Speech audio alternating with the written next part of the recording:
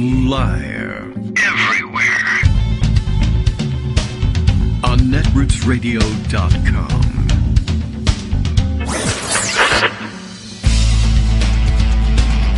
David Waldman. Kagro. In the morning. Now, here's David Waldman. Hey, good morning. How you doing, everybody? It is Tuesday, February 9th, 2021. It is impeachment day 2. That is to say, the day 1 of the second impeachment. I have to come up with a better term for that, I think. And it also lends itself to instant resort to electric boogaloo jokes, which is probably unwise at this point. But yes, the trial phase, sort of the second impeachment of Donald Trump kicks off today, right after the show. Not immediately after the show, but just a little bit after the show. We'll get a chance to talk to Joan McCarter about that. Plenty to discuss about that, even though I feel like we've kind of beaten it to death, except it's the second impeachment of a now former president of the United States. There are still some interesting issues swirling around it, both legal and constitutional, and of course, the fact that he launched an armed assault against the United States government to overthrow it in favor of leaving office.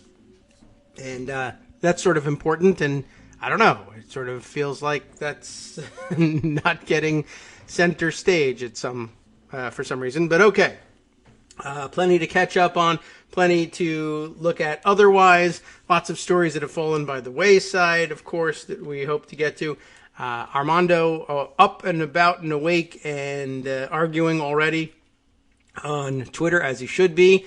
And I don't know if I'll have any more things to chime in about today, but certainly always welcome. I guess in the run-up to, if you're impeaching a president, it's fine. You can talk about it for several days in a row, I think. If you're impeaching a former president, what the hell? Let's speak about it for a couple more days in a row because there are some issues swirling around it. We'll talk about it. On that note, I guess I'll say interesting warning, and I think a correct one issued by Armando this morning. I don't know if that's how he intended us to take it or not, but it's a very good one. That is Armando. What was he? I don't know how he started on this today. Let me see if I can trace this back to where it came from. Let's see. Article 1, Section 3. Okay, he's still talking to himself here. He's criticizing former Judge Michael Luttig and his, I guess, continued argument that there is a jurisdictional question about impeaching a former president. I closed that down pretty quickly. I think Armando's on the same side here. But the point Armando was making was, I'll jump into it here. This is where I saw it begin this morning. Lawyers, he says, love what they call limiting principles. In impeachment, in the impeachment context, the argument is about, it's when Republicans people like Rand Paul and everything reduce this whole thing to the most absurd possible permutation. Well, if you can impeach a president after he's left office, we saw this in the early days when they were, I guess, probably still threatening the impeachment immediately after the insurrection. So sometime between January 6th, late at night, or 7th, early in the morning, and whenever the hell we actually did go forward, we saw this thing go forward in the House just before the 20th, they were arguing, well, if you can impeach a president who's left office, or any federal officer who's left office, then what's to stop us from having, woke liberals, because they're the only ones who would do something like this, I guess, in their minds, what would stop them from impeaching George Washington on charges that he was a slave owner, which were true, And it's meant to scare you into believing, oh my gosh, my heritage, right? We'll be pulling down more statues. And they were given fuel, I guess, by right around the same time. I understand this is a story we've ignored to this point because, well, what's the point of paying attention to it really at this juncture?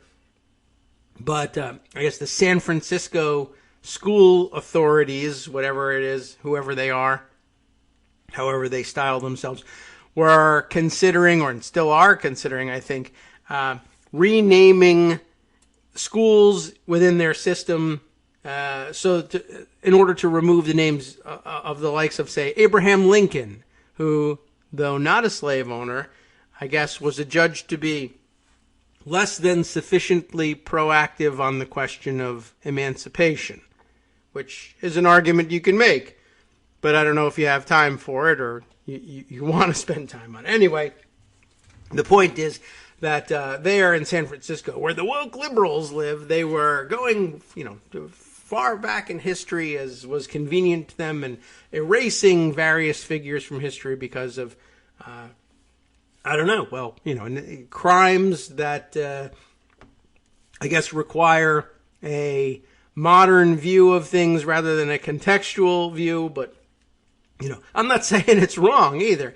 I'm saying it's probably not necessarily where you want to spend your time. And there's probably richer targets than Abraham Lincoln. But you could get around to Lincoln if you felt like it. Then there would be a public debate, and you would probably find that for good reason or ill, the public sentiment about Abraham Lincoln is different than you thought, and you lost on this question. Or, if it's not, and you win, what's the big deal? What they call the schools in San Francisco? Unless you're going to the school, you got no issue. So leave them alone, I guess. But anyway, local authorities responding to their local constituencies, unless Republicans somewhere in the world are upset. You understand how this goes. Anyway, as Armando was saying, the idea was, they said, well, what's to stop us from impeaching George Washington or whoever? And he goes on to say, now the Mitch McConnell structure for the argument that McConnell is not necessarily opposed to jurisdiction in this case, though he voted against it the other day when Rand Paul offered up his resolution or his motion to dismiss it. He voted along with Rand Paul and against the notion of jurisdiction. He says here, Armando says, the McConnell structure builds in this limiting structure, that impeachment by the House must occur while the officer remains in office, which is not supposed to preclude this impeachment because, of course, the impeachment was adopted by the House while Trump was still president, and that's supposed to be the saving grace, I guess, of this thing. This impeachment keeps it within the range of valid impeachments, but sets the limiting principle that no, you can't reach back in history and adopt your initial impeachment in the House of a federal officer or presidents only, or all federal officers. We're not sure what McConnell thinks. I mean, the answer is clear. Anybody. It's okay. But McConnell's construction would be, you can't impeach a president who has left office, though you can try one who has left office if the impeachment is valid because it was adopted in the House before this president or this officer left office. So that's the idea, is to sort of frame it that way. And because it doesn't disrupt this trial or this impeachment, it's supposed to be inoffensive. But you're supposed to watch out for agreeing to this limiting principle because it doesn't get in your way and is otherwise inoffensive, because it leaves behind this idea that you can close the door on impeachment of federal officers once they've left office. And so for that reason alone, you should be objecting to it and not giving in to it out of convenience. And I think that's quite wise. Armando goes on to say, personally, I think that the McConnell's idea, his conception of this limiting principle is wrong. It's not what the framers intended, and that's why you should oppose it. The Hastings trial, which he mentioned yesterday, which was in mind for the framers as they debated the Constitution, that's why he thinks so. And John Quincy Adams, who keeps getting mentioned in Armando's arguments, that's something that was a part of an argument that I made on Twitter right around the time that they were, I guess, still considering the impeachment, or maybe had just adopted the articles of impeachment in the House. But some fascinating survey of the history of the debates in the early days about the impeachment power in the American Constitution, including quotes from John Quincy Adams, not himself a framing founding. What do we call them these days? I guess you don't want to stay away from the idea of founding fathers, of course, even though they were all men, but whatever. The founders, the framers, not among them, of course, but early days, always involved in American government, and of course raised under his father's tutelage and president himself. And but he, in debates, and I don't know whether he was, I don't know what the context was for the debate now that I think about it. But anyway, one of the quotes brought up in this scholarly examination of the history of impeachment was his saying, essentially, that it was his understanding, his conception of the impeachment power, that you remained subject to impeachment forever, throughout, as long as you were alive, anyway, is really what he actually says. As long as you're alive, as long as you draw breath, you are liable for impeachment for the acts you committed while in office. Not that you can be impeached afterwards, or that you could be impeached afterwards. Not that you were, but you weren't subject to impeachment for acts, I guess, committed outside of office. Ricky May chiming in, he was impeached, that is Trump, while he was still a sitting president. This is just the trial of that impeachment. Even I understand that. That's true, and it's an important part of it. But what you don't want to do is say, well, it's fine, whatever. Your objections are duly noted, but it doesn't matter in this case because Trump was impeached while he was still in office. And the answer to that is true, and if that makes you comfortable, that's fine, but it's not interesting to the rest of us in terms of legal analysis of whether or not this impeachment is valid. This impeachment would be valid if it were adopted by the House of Representatives on January 21st, 2021.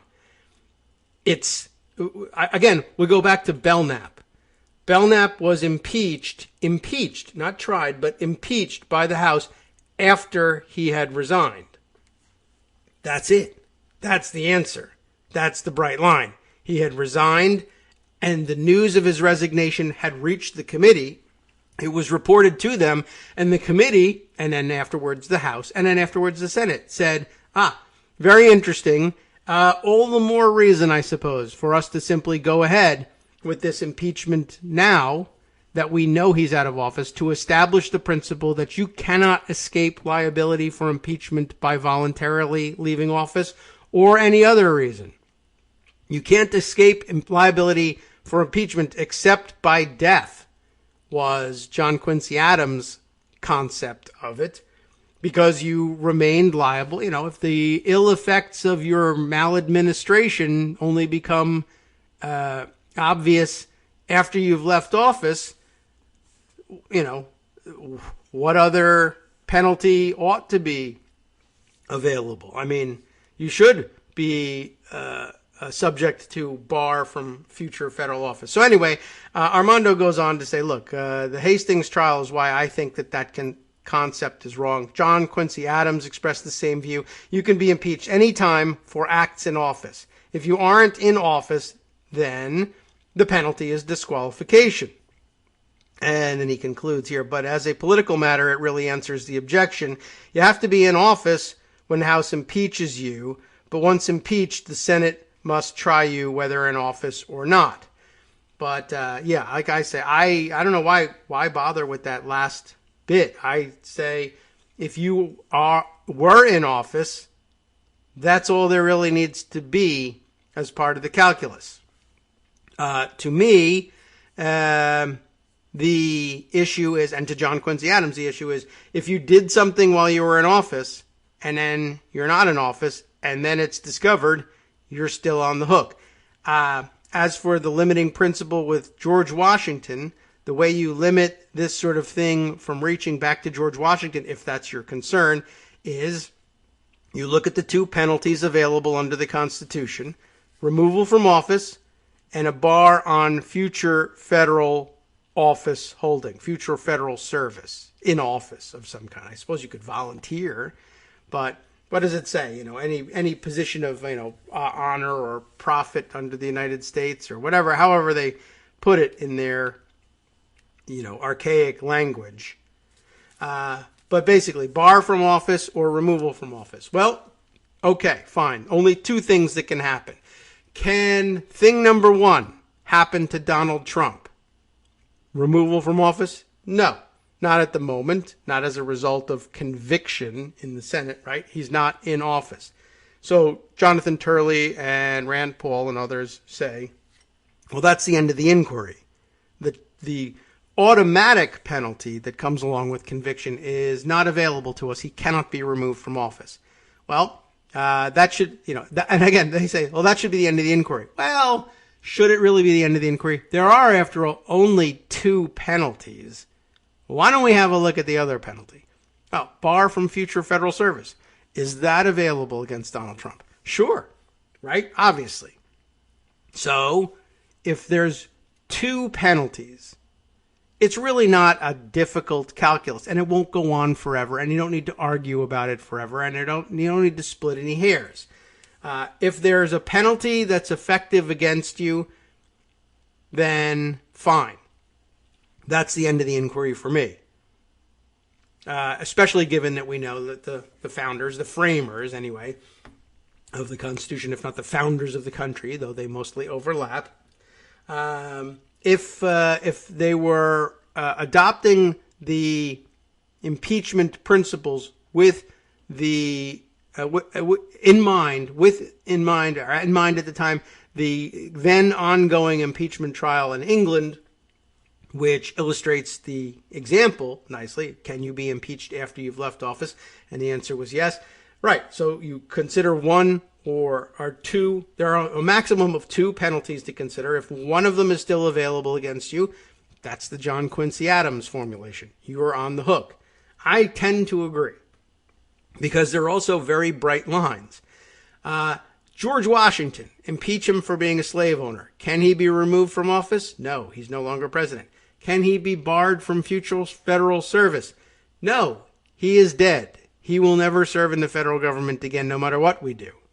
There are no effective penalties. You could try him all day long, find him guilty, and it would make no difference in the world, this one or any future world, in any, well, I guess anything in the realm of possibility. Barring resurrection of George Washington,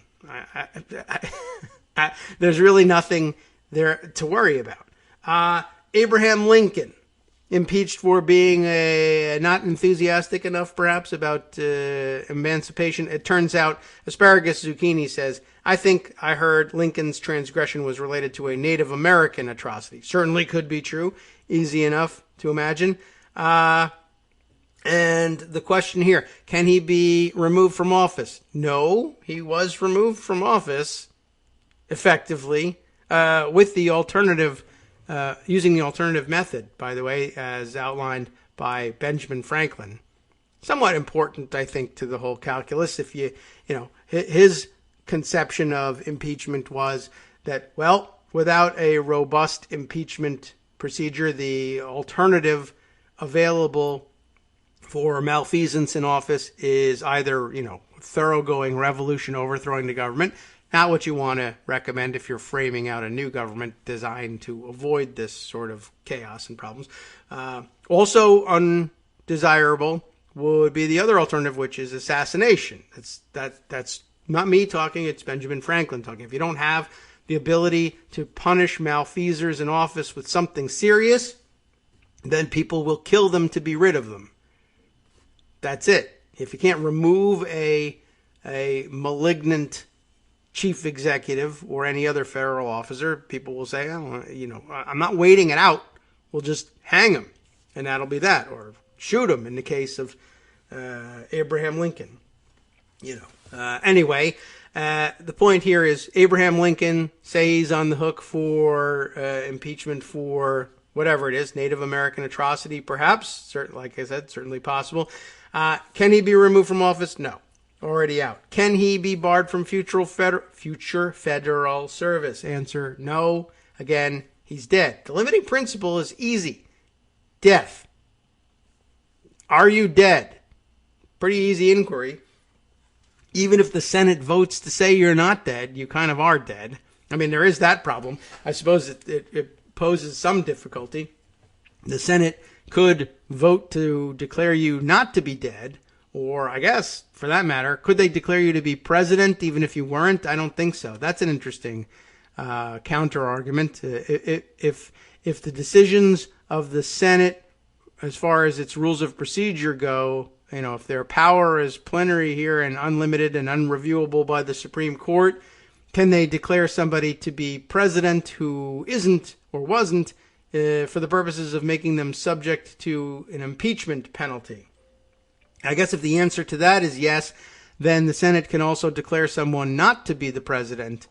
And, while that's true that they can remove them from office through impeachment, well, this would have saved us a lot of trouble. If I had known that by majority vote you could simply declare the presidency vacant, we would have gone that route a long time ago. But no one thought that was... Maybe it's just that we didn't think to ask. I mean, I actually thought to ask. What would happen if you declared the presidency vacant and your decisions weren't reviewable by the Supreme Court? But this wouldn't be a rule of procedure, per se. This would be something quite different and probably would be subject to litigation in the courts.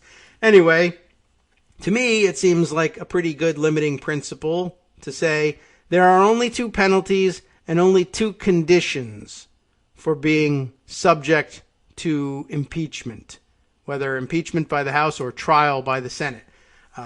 One is, of course, were you a federal officer at any point? Who, I guess you could have a question of, are all federal officers subject to impeachment? And what defines a federal officer? Does it have to be an elective office? Can it be an appointive office? Can it be a civil service position? Those are other questions. I suppose it's not necessarily all that simple. But when it comes to a president, I think we can all agree that's a federal officer. And were you president? Well, gosh, there's such a limited number of presidents in our history. Trump being just the 45th. Most of them are, of course, once we'll get around to the second condition, dead. Most of them dead. Also an easy inquiry. And like I said, two penalties to check with, two conditions to check on. One of them is, are you alive right now?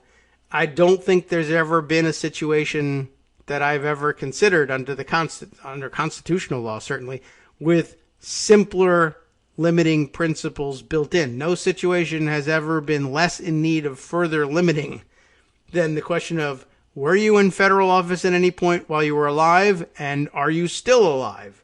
And it's not really a hard test. So, I don't know. Let's see. Asparagus Zucchini had another question.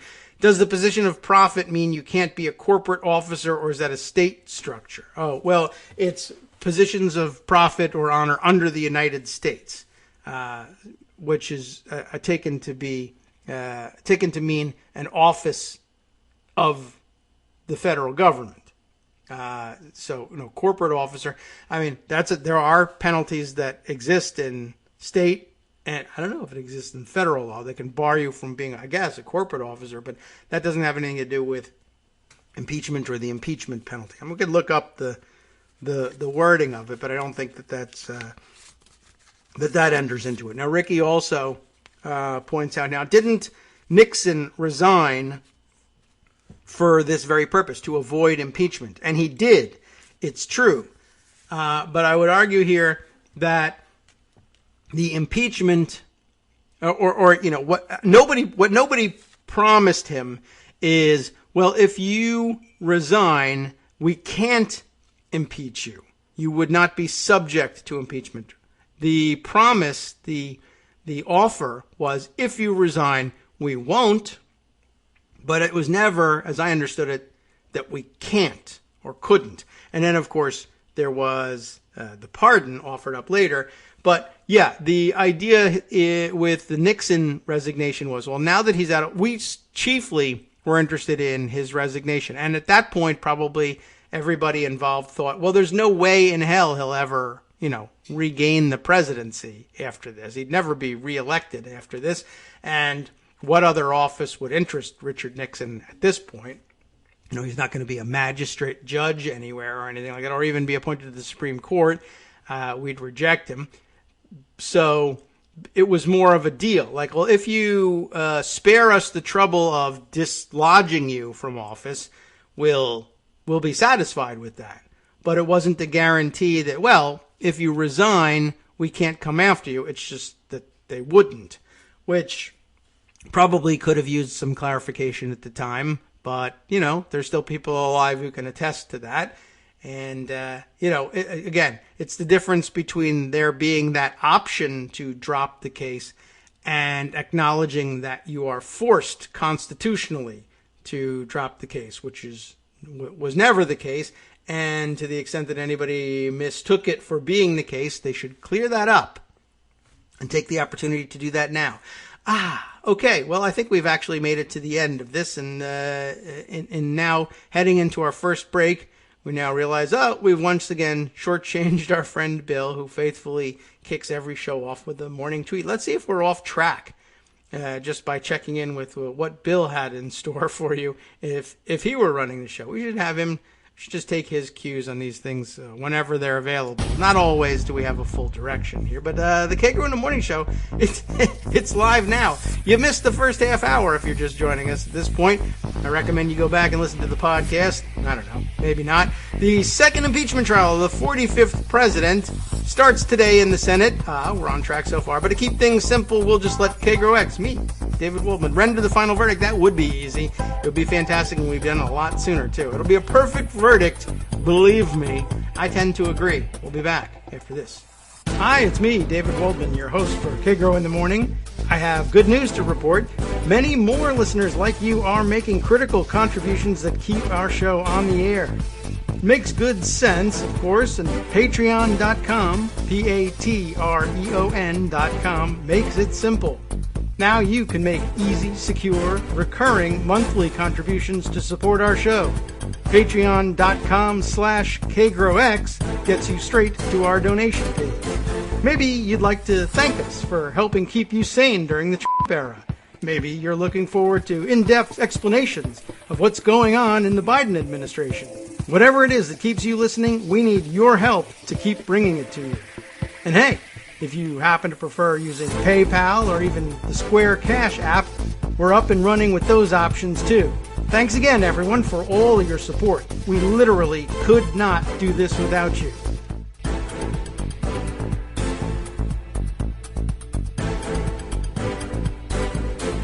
All right, welcome back now to Kagro in the Morning Show here on Netroots Radio.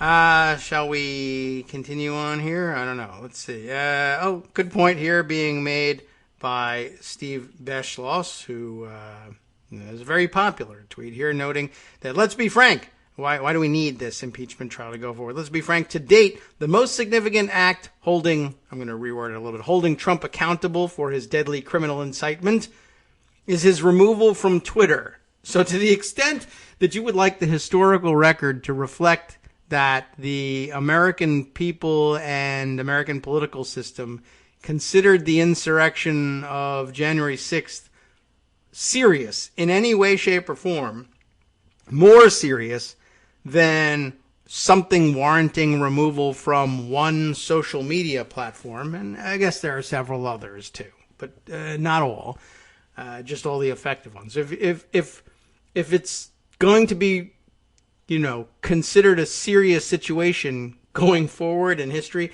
there's going to have to be more accountability than simply removal from Twitter. I mean, it's a good point. And by the way, I guess that some of the evidence will lay out, not today, but probably beginning tomorrow, before they get to some of the substantive charges and arguments and discussion of the evidence. You've probably read about it, heard about it along the way, but some of the details, I guess, that will emerge and be laid out at trial in terms of the damage done. We all know about Capitol Police Officer Brian Sicknick, who was killed during the fighting in the insurrection, essentially beaten to death with a fire extinguisher. Though you could quibble, I suppose, as people do, over whether or not some people died with COVID or of COVID. Was he beaten to death, or did he later die of injuries after a beating? Is there any difference? I don't know. Certainly not to him. He's dead, and everybody acknowledges this. And by the way, speaking of Sicknick, we mentioned the other day that his remains lay in honor, as the term goes, for someone not a state figure, lay in honor in the Capitol Rotunda, and noted yesterday that Joe Biden, of course, attended this memorial service for Brian Sicknick, who, by the way, as it turns out, was a Trump voter himself, and despite that, and despite his dying in the line of duty and being afforded national honors in his memorial service, Donald Trump, of course, nowhere to be seen. He would never show up at a funeral or memorial service or anything like that, anything of the sort, anything that took him away from golfing or relaxing. Of course, I guess you could say he was persona non grata in the Capitol at that point. But, no offer made, of course, as far as anyone is aware, of attending this thing. So, a good point, well worth pointing out. And as we said just the other day, important, if you thought that that Sicknick's remains lying in honor in the Capitol Rotunda was an important thing, you should likewise, I think, feel squeamish about the possibility that Donald Trump's remains should ever lie in state in the same place, particularly in the fact that it's in the Capitol, against which he launched that assault on January 6th. So, just keeping that in mind and throwing in another pitch for the No State Funeral for Trump hashtag and movement.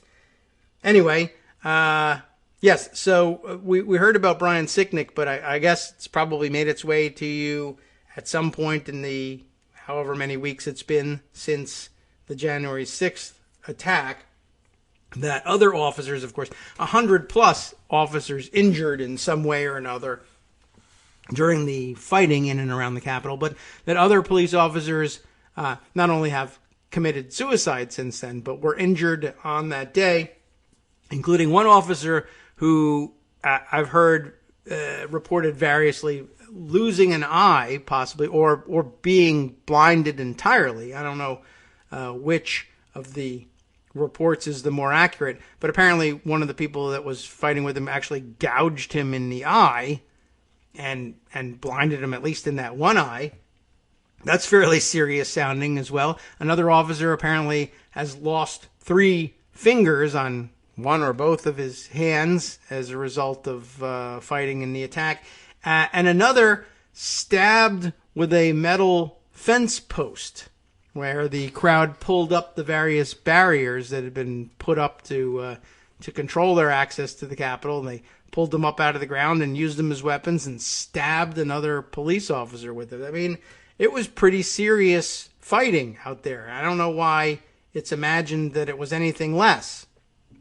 But I don't know. Some people will probably be hearing that for the first time, either during the trial itself or in the commentary surrounding the trial. And again, that brings us back to, well, let's be frank, is Trump's removal from Twitter adequate consequence for having killed an officer, beating him to death with a fire extinguisher, stabbing another with a fence post, gouging the eye out of another one's head? And I guess, the Republican argument here is, well, Donald Trump didn't actually do that. His fingers aren't big enough to gouge somebody's eye out or something like that. I don't know what though.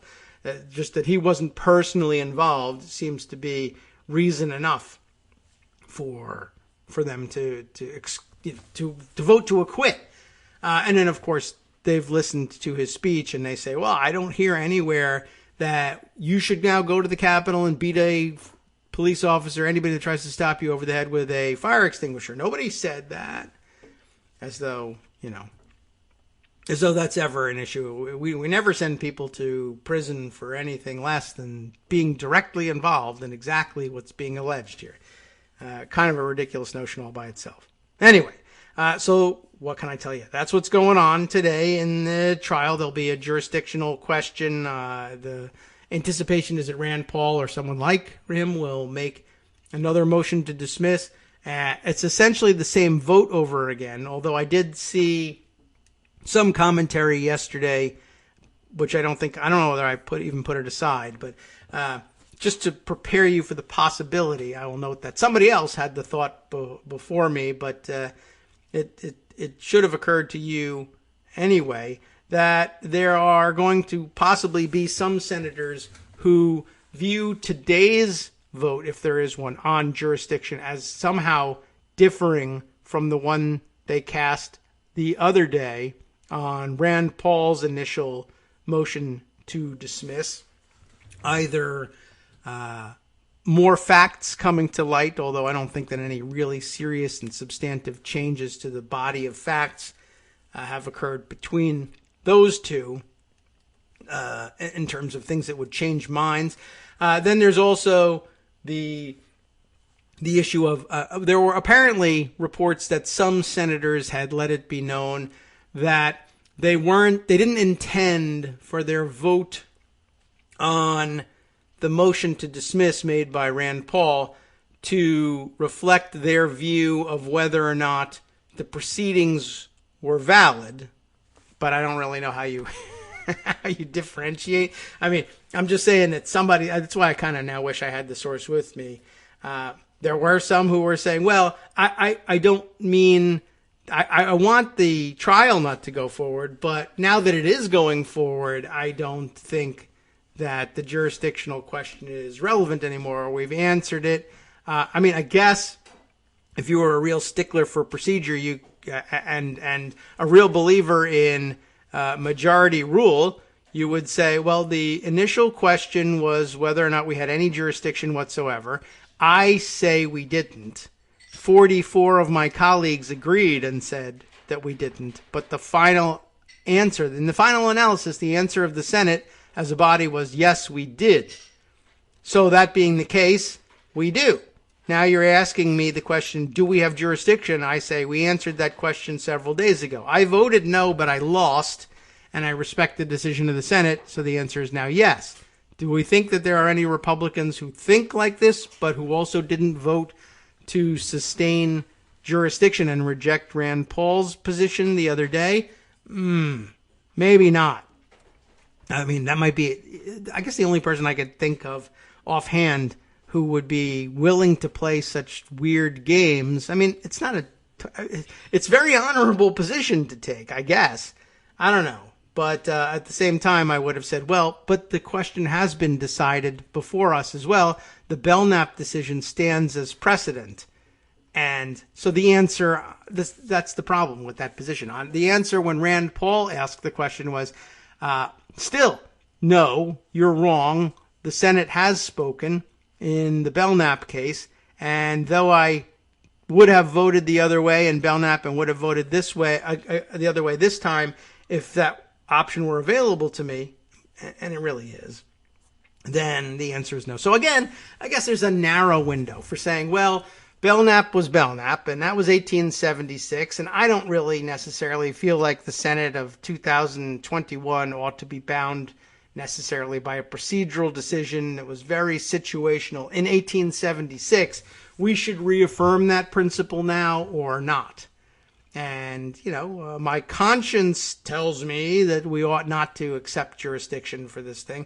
But if they lost in 1876 and we lose again today in 2021, that's just the way it is. A Supreme Court justice might approach things this way. I disagree with this old decision from 1876. We have the opportunity to overturn it here today. I vote with all sincerity in favor of the position overturning the 1876 precedent, but I lose, and I now accept that it stands as precedent now, that the current Supreme Court reaffirms this principle, and though I will be bitter about it and refer to it in my dissents forever after, I recognize that that's the state of the law now. So, I just don't think that there are any Republicans that operate that way, but Maybe I'm wrong about that. So I guess it's possible we'll find out. It's an interesting test, something to look for today that will make the proceedings perhaps more interesting for some of you. And but if they all vote exactly the same way that they voted the other day, it will be very anticlimactic and boring. So I guess note for the record, today's proceedings could be anticlimactic and boring. But they could be extraordinarily exciting for hair-splitting legal analysts as well. All right, let's see. Other things that we should attempt to cover, say, before the 10 o'clock hour when we expect to hear from Joan, though not until the 10:30 segment. Some important-ish developments.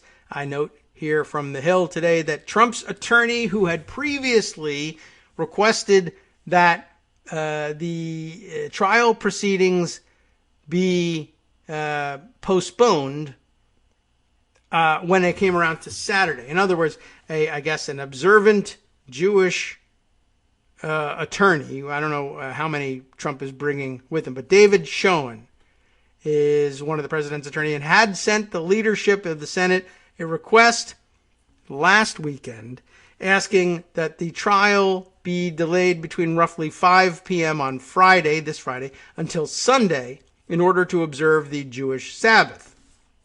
But new development on that. Schoen has since sent the leadership and Senator Leahy, who will preside over the trial, a letter sent yesterday withdrawing his request. He doesn't convert it or anything like that. He's just figuring, you guys can go ahead on Saturday and I don't have to be there. Our positions will be well represented and covered by other attorneys who will be there. However, I guess if you wanted to put the whole thing off on Saturday, that would be fine too.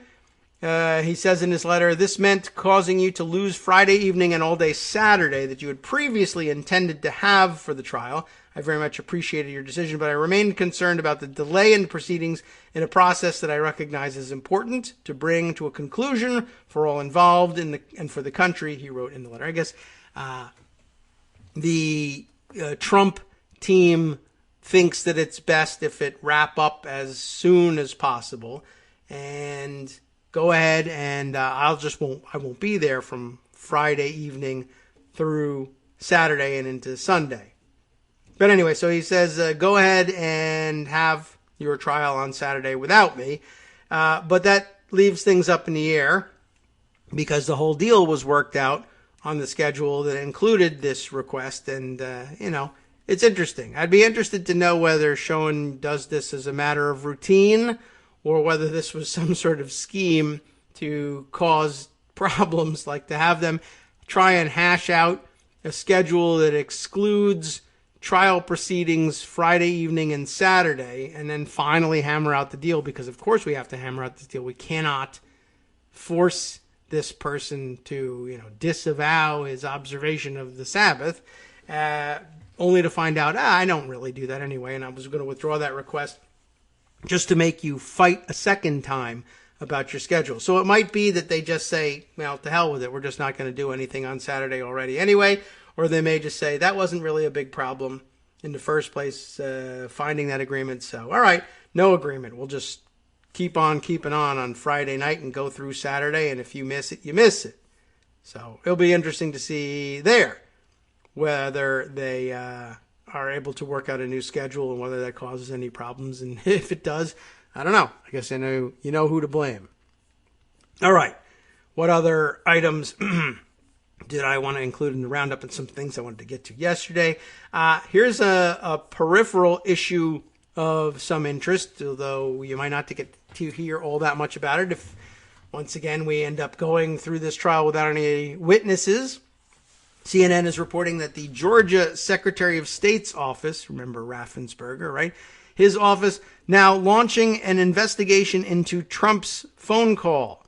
This reported by Jason Morris of CNN. I saw a lot of commentary around it, so I guess there must be no mention of any particular interest in, let's say, Lindsey Graham's phone calls down to Georgia, or Trump's phone call directly to the Georgia investigators. I don't know whether that's included in all of this investigation, or for that matter, what it really means for the Georgia Secretary of State to launch an investigation. I don't know whether that's internal. Are they handing that over to the Attorney General in Georgia? And what kind of person is that? I don't know. Republican, but what kind of Republican? Raffensperger kind? Is that a good kind? I don't even, it's a difficult call to make, but they clearly, at least in Raffensperger's office, are not hesitant about making problems for Trump.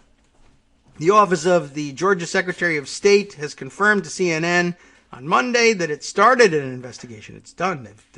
The starting of it has finished anyway. How about that? Started an investigation into former President Donald Trump's attempts to overturn the state's election results, including a phone call the former president made to Raffensperger. During that call, Trump pushed Raffensperger to, quote, find votes to overturn the election results after his loss to then President-elect Joe Biden, now president, obviously, according to an audio recording first released by the Washington Post and later obtained by CNN. All I want to do is this. I just want to find 11,780 votes. Remember Trump, and remember his Trump voice doing all this? All I want is find these votes, which is one more than we need, or one more than we have, because we won the state. Interesting. The interesting framing there. Raffensperger was adamant in defending the results of the presidential election, as well as the integrity of the state's voting system. During the stunning one-hour call, Trump lambasted his fellow Republican for refusing to falsely say that he won the election in Georgia, and repeatedly touted baseless claims of election fraud. And of course, most famously, I think was it Asparagus Zucchini who pointed this out to us? If not, I don't mean to embarrass you here, but most famously, in my mind, Trump farts during the call and just blows right past it. He throws in an excuse me. He wasn't raised in a barn, I thought that was funny and should have been a bigger deal in the public discourse, but what can you do? I wish everybody was younger at heart, let's say, and thought that was funnier. Anyway, it stuck with me. And it probably stuck with everybody in the room, if you know what I mean. There have been no credible allegations of any issues with voting that would have impacted the election, as affirmed by dozens of judges, governors, elections officials, the Electoral College, the Justice Department, the Department of Homeland Security, and the U.S. Supreme Court. All included in this CNN report, so very nice. Walter Jones, not the former, I think, Republican congressman from North Carolina, but someone else, a spokesman for Raffensperger, named Walter Jones, told CNN in a written statement that the Secretary of State's office investigates complaints it receives. The investigations are fact-finding and administrative in nature. Any further legal efforts will be left to the Attorney General. Reuters was first to report on the investigation. The announcement of the investigation comes as arguments are set to get underway on Tuesday, today, in Trump's historic second impeachment trial, in which he is facing a single charge of inciting an insurrection. You know the story. January 6th, etc.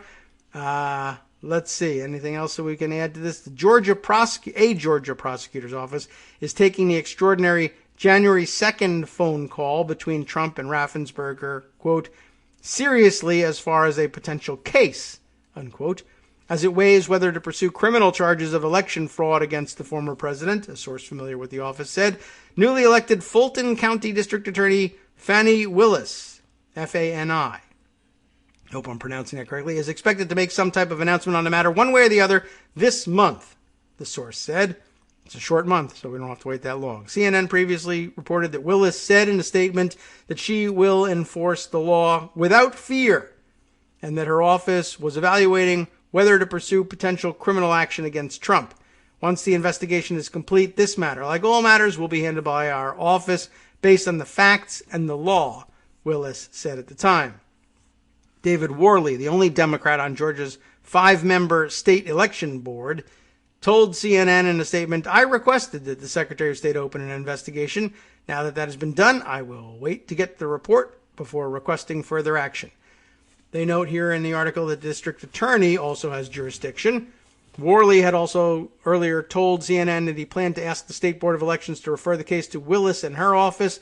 The Georgia Constitution gives the Fulton County District Attorney the jurisdiction to bring charges for any felony that occurs in the county. Is that not Willis? Yeah, it is Willis. So Willis and her office have the power within the law to do whatever they felt was appropriate, regardless of the Secretary of State's investigation.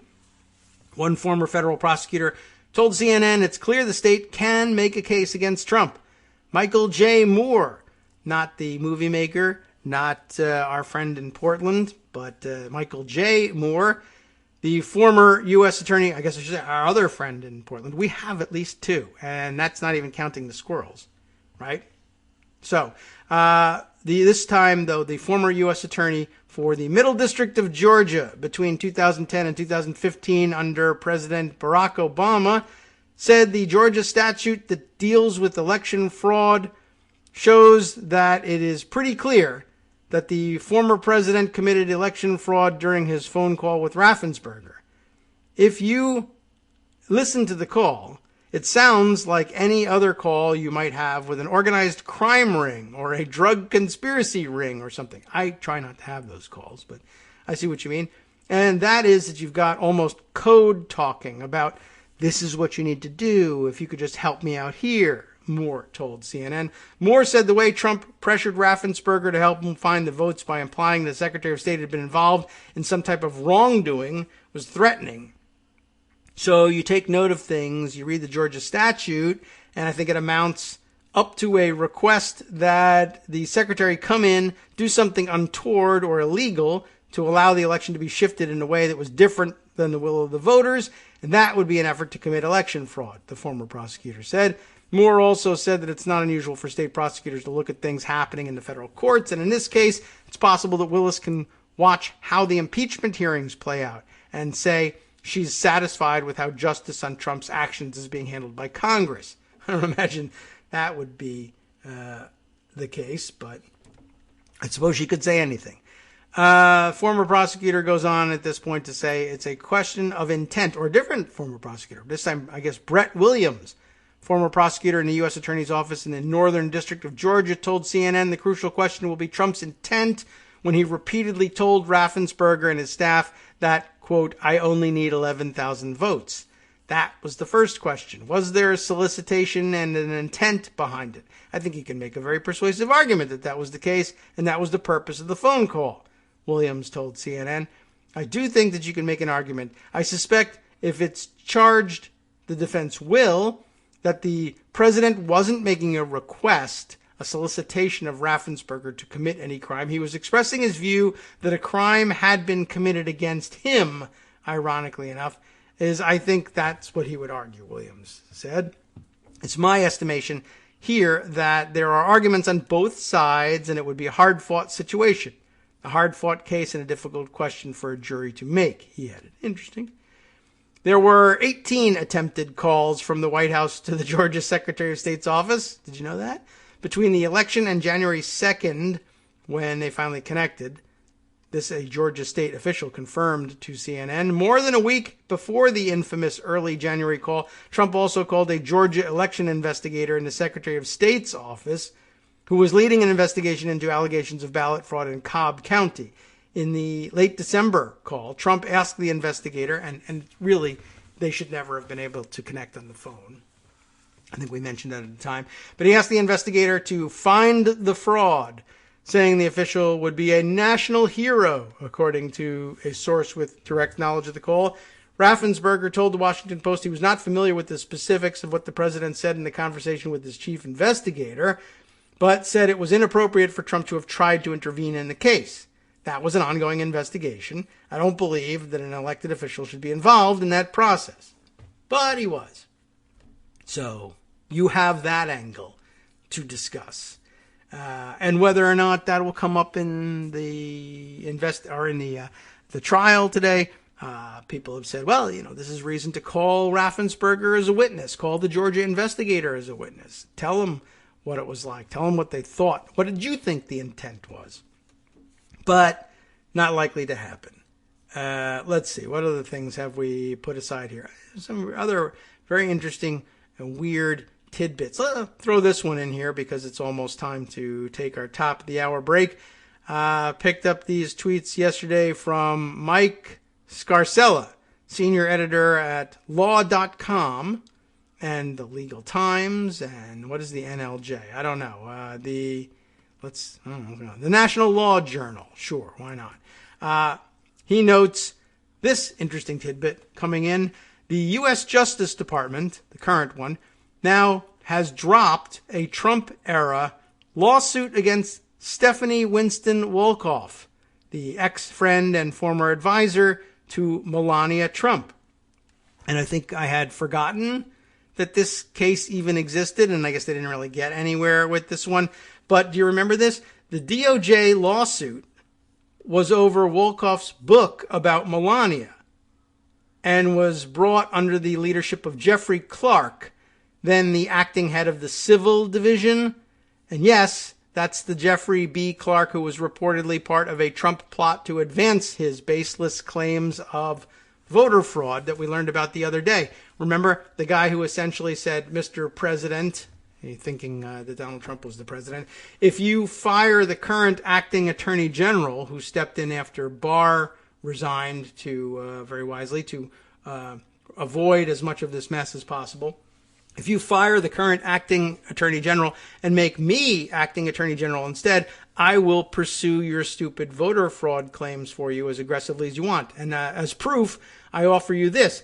When Melania Trump was mad at Stephanie, Winston Wolkoff for writing a tell-all book, she didn't sue her for defamation personally because why do that? You're only married to a billionaire with allegedly unlimited resources, at least for pursuing a defamation suit. But instead, you forced it off on the federal government. You forced the United States Department of Justice to sue on your behalf in what should be a personal defamation suit. Pick up all the bills and use federal government personnel to pursue your claim so that it would come at no cost to you, which probably is another thing that you should impeach him for.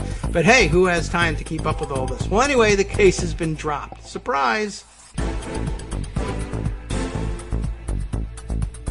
All right, welcome back now to the Kagro in the Morning Show here on Netroots Radio. More, I guess, is this a current thing? Developing news? No, this is from yesterday. But Lindsey Graham continues to go on television and make weird threats about the witness situation. Yesterday it was that if the House managers call one witness, any witness, the defense is going to call Joe Biden, Kamala Harris, Nancy Pelosi, Maxine Waters, Cory Booker, and Eric Holder to testify. And so far, most observers have said, okay, so... And still not sure exactly where he thinks he's going with that or why that's threatening. Or I guess I might as well point out, there's no principle, certainly not in an impeachment trial like this, that says, oh yeah, well, if one side gets to call witnesses, everybody does. No, it's not really like that necessarily. I mean, a lot of people will think maybe out of fairness, you ought to entertain whatever requests both sides make, as long as you grant one side's request. But, of course, if you call one witness, the House managers call one witness. They call a Capitol Police officer, I don't know, to establish something. And he testifies for, let's say, all of 5 minutes. And the fact that they hope to establish is now established, and that's it. And that's the extent of the witnesses. Would it be a matter of fairness and balance to then say, all right, well, you called a witness, so now you get to call whoever you want, and you're going to call Joe Biden, Kamala Harris, Nancy Pelosi, Maxine Waters, Cory Booker, and Eric Holder. Why? On what basis? Why call 5 when the other side called 1? You could fight about the numbers. You could fight about the relevancy. You could fight about anything. So you could fight about this. It's not a courtroom. The way things work is the way a majority say things work in this impeachment trial. And guess what? We found 51 votes for the House manager's witness and couldn't find 50 votes or maybe we find only 50 votes, and therefore that motion loses. Your call for impeachment witnesses loses before the body, and there will be none. And no, you probably won't call any of them because none of them are relevant to anything, or purely partisan reasons preclude us from allowing you to call any. All of that can stand just the same. Anyway, I thought that was kind of interesting. I don't know if there's any write-up here. I'd like to see whether Scarcella doesn't follow up by saying that there is any write-up on the subject, though, of the dismissal of the case. There is a tweet here from Stephanie Winston-Wolkoff, though, as a follow-up. The dismissal of the DOJ's case against me is vindication against forces from the former president and Melania on down, who attempted to wield their power to silence me by intimidating me from speaking the truth. Blah, blah, blah. This is a sign that justice is being restored in our great nation, and that's a nice thing to say. I wish you had, understood just how bad the Trump administration was likely to be at the time, but you were more interested in, making a ton of money, I guess, than doing the right thing. Or maybe you didn't have that understanding. Now, you had to be personally victimized to understand that the Trumps were bad people. But anyway, I thought that was kind of an interesting. Again, I had forgotten that there was such a case, and I wonder whether there's any write-ups of it that are current. Let's see, Stephanie Winston, right? Winston Wolkoff, was it? In the news, there's something in Politico, Washington Post, Newsweek, the lawsuit being dropped. Does the Washington Post, discuss at any point how ridiculous and improper sounding the existence of the suit in the first place really was? Let's see. Not much in terms of elaboration. When the lawsuit was filed, here we are, the Trump administration asserted that Wolkoff entered a formal agreement that included, among other things, the handling of non-public, privileged, and or confidential information. Oh, so this might have been a suit over his stupid non-disclosure agreements. That would be interesting all by itself. Let's see. I need to make sure I have available for you the goofy Lindsey Graham threat. So I'll include that in the roundup and get that off the screen now. When the lawsuit was filed, okay, so they were saying that it basically had to do with the non-disclosure agreement. In the book, marketed as a scathing tell-all since its release September 1st, Wolkoff described what she viewed as mismanagement of Donald Trump's inauguration, but the former right-hand events planner to Vogue editor Anna Wintour, that's Wolkoff, created a larger media storm in October by playing excerpts of phone conversations. Ah, yes, that I remember. That she began secretly recording with Melania Trump in February of 2018. Again, early days in terms of recognizing just how bad they were, but nothing, not a word from her until the book was published. Kind of, whatever. In the tapes, the First Lady uses vulgar language, allegedly, you can't tell through her accent sometimes, to vent about her frustrations with critical media coverage, expectations about her role in planning Christmas decorations for the White House, defending the administration's separation of migrant children, which is really, you shouldn't have wandered into that. That was crazy. And addressing porn star Stormy Daniels as well, who's also back in the news these days, somehow. Donald Trump has denied having an affair with the adult film actress, though Trump lawyer Michael Cohen admitted paying hush money to silence her. Cohen now doing a podcast, and Stormy Daniels was on it the other day. He apologized to her. She offered up new details about how she kind of felt like tricked and trapped into meeting Trump in his hotel room and into having sex with him. But I guess that involves, I don't know. I gather it's a slightly less, I don't know what. I mean, she's a porn star, so and she didn't say that she was like, assaulted or anything. But, the fact is that, you're a porn star or whatever. It doesn't really have that much to do with anything. I mean, I know in Trump's mind, he figured, well, what's the difference? She has sex all the time for money, and I'll offer her some money. The new revelation was that apparently he offered her a role on The Apprentice in exchange for sex. And I don't know. I guess she didn't take it, or maybe she thought she wanted, or maybe she thought she was going to get it, and she didn't. I didn't delve that far into how did the deal develop. But, don't forget that despite the nature of the business she's in, that is her business, and she gets compensated for having sex, and she gets to choose whether or not she's going to work. And she said, I don't really like this deal. I think I'd rather get out of it. But eventually he said, whatever. I don't know. So I don't know what the details are and how she comes to the decision that instead of, say, trying to escape the room, she decides instead to say, maybe I'll stick around and get paid in one form or another. And, a lot of people will look askance at that, but I guess we'll just say it's up to her. But, it's a weird thing to contemplate, and also kind of odd to discuss at this late juncture. And I don't know whether she was remembering things accurately or enhancing the story in any way by offering this up. Oh, the Lindsey Graham story didn't open up for me for whatever reason. So that may be lost to history, but I think we could probably find it again. I'll make a note to see if we can't look that up. Lindsey Graham threats, and see if we can find that again later. Too bad. A little crash of Firefox on the laptop that was opening that up. Anyway, Stormy Daniels gets herself back in the news with that allegation from a separate story. We'll see if we can't find that one and prove to you that she had actually said this thing by way of a link.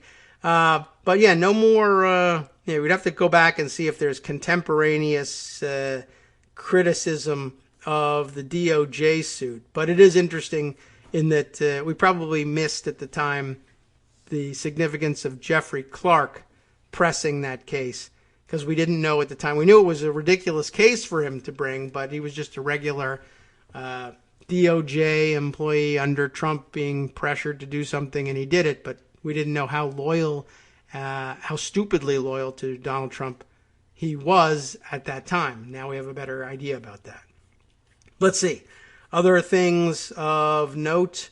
The final outstanding House election, the New York's 22nd district, the contest between previous incumbent Democrat Anthony Brindisi and previous Republican incumbent before Brindisi, who he defeated to take the seat, Claudia Tenney, the Republican in this running to reclaim her seat.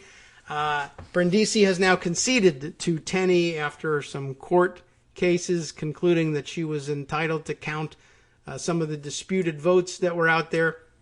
I guess there was still some litigation options available to Brindisi, but I guess he's opted to forego them. So that will bring the number in the House back to, it'll bring it back to 212. The tweet I have here from Dave Wasserman saying that the final House election result was 222 Democrats, 213 Republicans, and also noting that Republicans came within 31,750 votes around the country of winning the majority, which is a scary notion and probably ought to be noted, and definitely goes in our look at the power of gerrymandering around the country. Because it's a different question. I think, many, many millions more people voted for Democrats than Republicans, but had 31,751 votes in the right districts gone the other way. Some of these close races would have flipped to Republicans, and Republicans would be sitting on a majority. Scary all by itself. Anyway, as we know, there aren't 213 Republicans in the House. There are now 211 in the House, although they might be able to swear Claudia Tenney in quickly and bring it back to 212. The two missing, of course, the two Republicans who won, the Republican member-elect who died from COVID before taking the oath and joining the House, and then yesterday's news that Congressman Wright of Texas had died of COVID. I mentioned that briefly at the end of yesterday's show. Probably merits a mention or two again.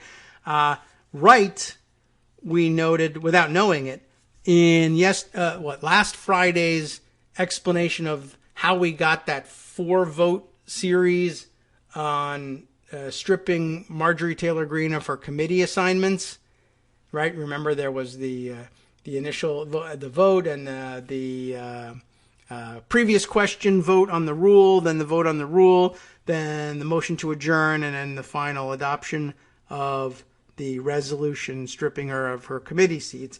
And that there was one Republican, we noted, just looking at the roll calls of the votes, that there was just one Republican who wasn't recorded as voting in any of the four votes, even though, yes, he was absent from the House, but even though they had remote voting and you could contact another member and have them cast your vote for you remotely on your behalf, there was no reason to miss a vote on something. Maybe this wasn't important to him personally or whatever, but I guess now he had bigger fish to fry.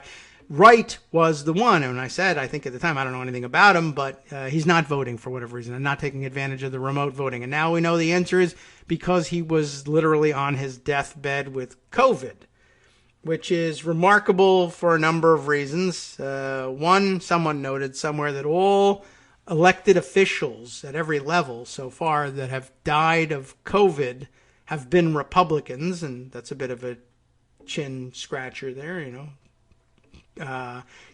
Wonder why that's happening. Not the only ones contracting it, but they are the only ones dying of it for some reason. I don't know. That's odd.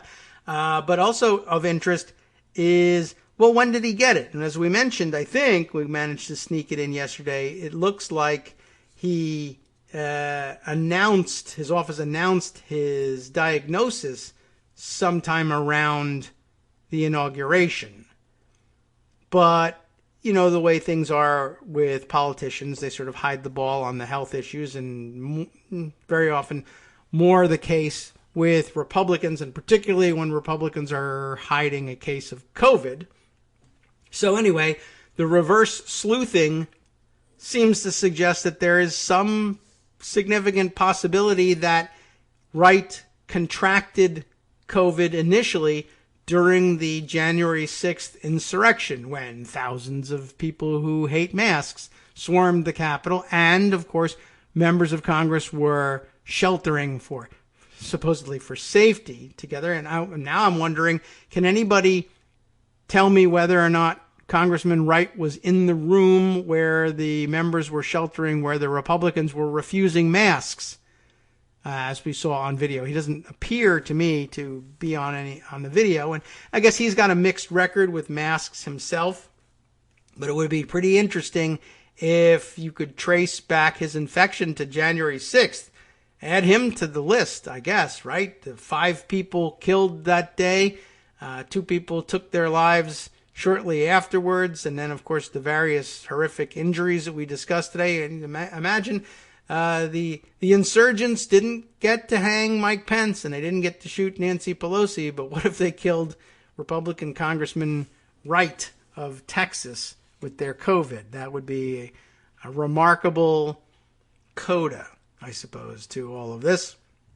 So I just thought I'd bring that up as a side off of the story of the Brindisi-Tenney case finally being settled. What else do we have to add to this? Yes. Well, for your reading enjoyment, perhaps another time. Brian Kalt, professor of constitutional law and history of the presidency at Michigan State, I guess, says that the Trump defense team has cited in their brief his 2001 article on late impeachment.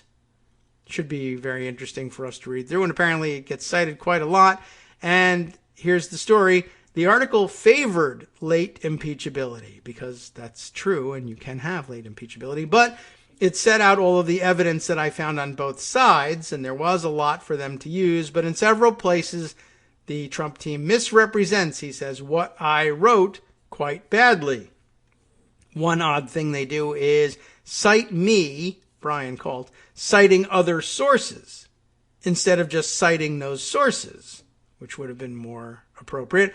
Another more problematic thing, they suggest that I was endorsing an argument when what I was actually doing was just noting and rejecting that argument. That is a pretty serious misreading. There are multiple examples of such flat-out misrepresentations. The worst, he says, is on page 30, I guess, of the brief. They write, when a president is no longer in office, the objective of an impeachment ceases. Which, of course, is not true, and apparently also not what Colt wrote. What I actually wrote on 66, page 66 of his article, I guess, and continuing on to page 67.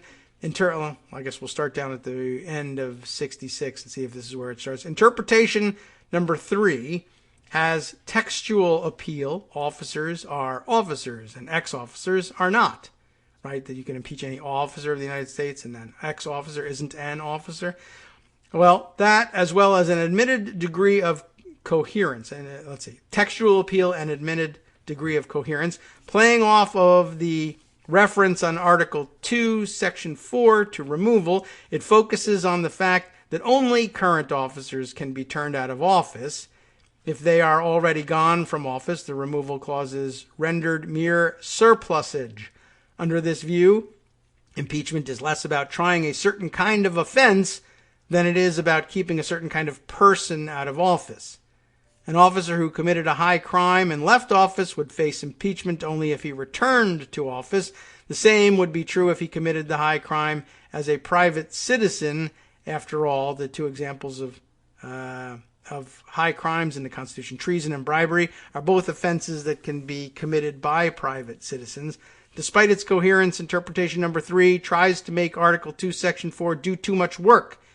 The mention of removal meant to restrict the result of impeachment and thereby the timing of impeachment trials, or is it just meant to limit the terms of malfeasing civil officers who would otherwise serve for fixed terms, like the president and vice president, at the pleasure of the president, as executive civil officers do, or for life, as is the case with judges? If removal were the only possible judgment in impeachment cases, the former interpretation would be more likely, but removal is not the only possible judgment mentioned in the text. Disqualification is possible too. Removal is a mandatory sentence for sitting officers upon conviction, but it is not the sole end of impeachment.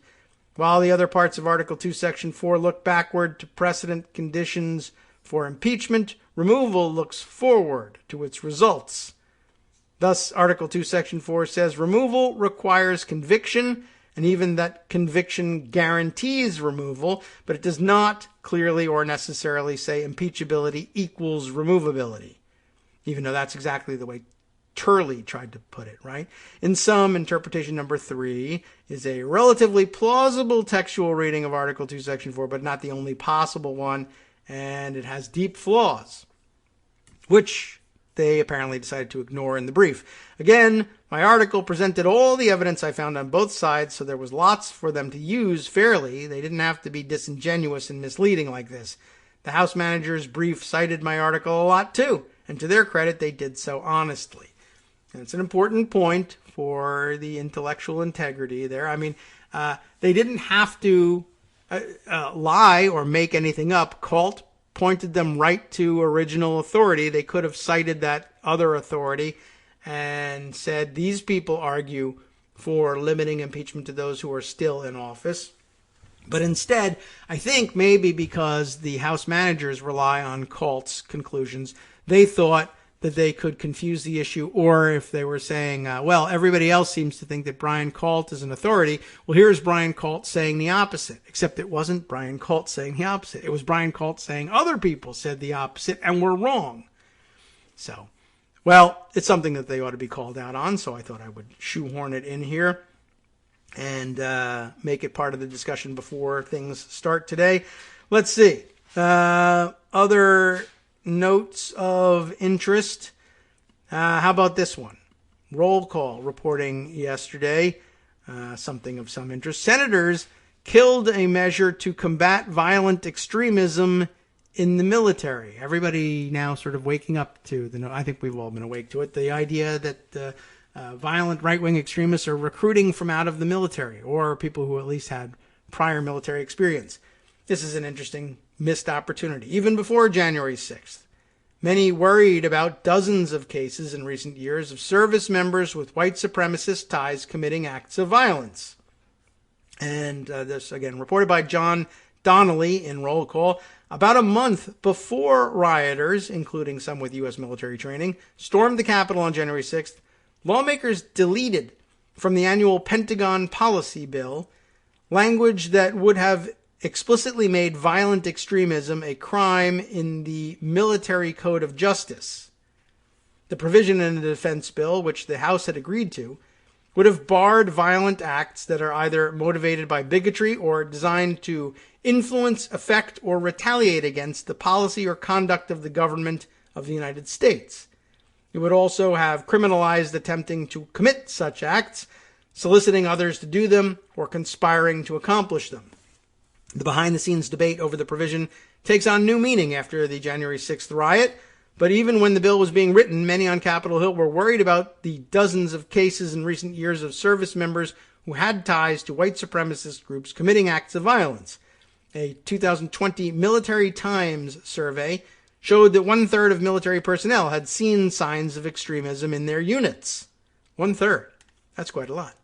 Defense Secretary Lloyd Austin has now made violent extremism in the ranks a prime focus, and he announced last week that each military branch would pause activities sometime in the next 60 days to take stock of the problem.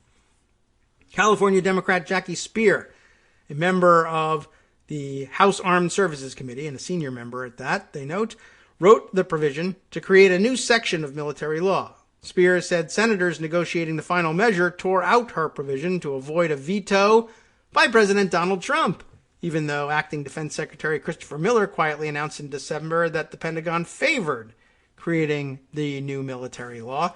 How coincidental that President Trump threatened to veto the Pentagon's bill here to eliminate, unless they eliminated the ability, I guess, to prosecute members of the armed forces. And I don't know whether you can, we've discussed this at some point, but I forget what the conclusion was about whether or not former members, I guess you would think not subject to UCMJ unless they committed those crimes while they were in service. I don't know.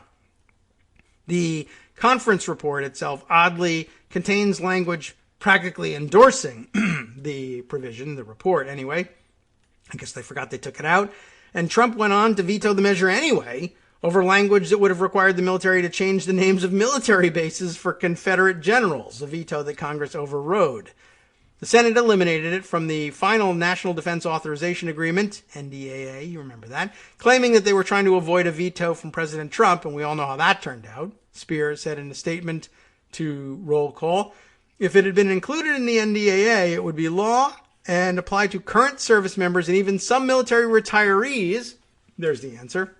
I know Darwin told us his answer too, but I forgot what the conclusion was. But it would have been applicable to people who attacked the Capitol on January 6th. And now it's not available. But, civilian law presumably will take care of some of it. But you'd like to see the military be able to take care of some of this as well. Although maybe it's best not to leave it to them at this point. If you consider the survey results that said that 1/3 of the current active duty military had witnessed this sort of activity inside their units. Well, anyway, a top aide to Republicans on the Senate Armed Services Committee said there was extensive debate as to whether the provision as drafted would pass constitutional muster, and noted that other language to combat extremism in the military was contained in the final bill, including a new deputy inspector general to oversee diversity programs and to monitor efforts to combat extremism in the military. Senator Inhofe of Oklahoma, who was chair of the committee, told Roll Call in a statement that he does not think a separate ban on violent extremism is required in military law. He, or his office anyway, says the UCMJ already offers all the tools necessary to prosecute service members who've committed violent offenses, including any criminal act or any violent extremist members of the any acts a violent extremist would potentially commit, to get that right. And I am confident the UCMJ can be used as needed to protect all members of the military community. He rejects the idea out of hand, but that's not to say that it couldn't be brought back or that it doesn't deserve to be brought back. And of course, under this administration, it might well just pass. But with anyway, apparently the counter view there is that, well, it's currently against the rules, but it's not against the law, at least under the UCMJ, and they would like to clarify that. So I imagine that will come back. But what a missed opportunity it was to enact this vision ahead of time. I think it was clearly obvious to everybody. And not that much of a surprise then that members of the military were involved in this insurrection after all, even to lawmakers. We'll be right back. Hi, everybody. It's me, David. Let's change things up from the old fundraising pitch for just a minute and talk instead about how you can be a part of our show. If you've got a smartphone or any other electronic recording device, why not sit down and record a segment for us? Read us an important article and give us your take. Or read one of your own original essays, or even just give us your commentary on something you'd like to share that's important to you. Then send the file to me at kagrox@gmail.com, and I'll try and work it into the show. Short segments, a few minutes in length, are easiest to fit in. And of course, I can't always guarantee that I'll be able to play everything, but if you've ever shouted at your radio or TV about something you wish was being covered, here's your chance to change that. Make the show your own. Send your submissions to me at kagrox@gmail.com.